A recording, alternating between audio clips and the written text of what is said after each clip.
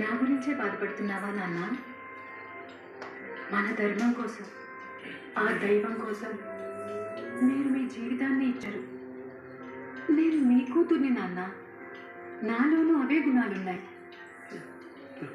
నిజంగా నాకు పెళ్లి చేయలేని పరిస్థితి వస్తే జీవితాంతం మించిన భాగ్యం ఏముంటుంది నాన్న?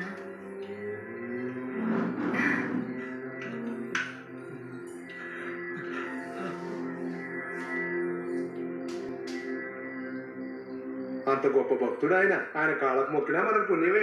ఆయన కూడా మంచి రోజులు వస్తాయిలే, మనం కూడా సహాయం చేసి ఆయన కూతురు పెళ్లి చేపిస్తాం.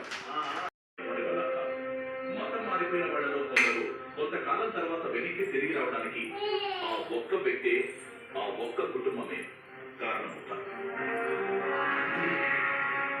ఒక ప్రాంతంలో 100% అందరినీ మార్చేసి అక్కడ హిందుత్వ ఆనవాళ్లు ఏమీ లేకుండా చేయగలిగినప్పుడే ఫలితం ఉంటుంది.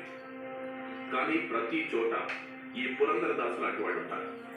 అంత పిచ్చోళ్ళు విలియమ్స్, ఈ పిచ్చోళ్ళు మార్చుకు కుదరకపోతే లేపేయండి. ఎంతమంది ఎఫెక్ట్ అవుతారో చూద్దామని కొన్ని గ్రామాలు తిరిగాను.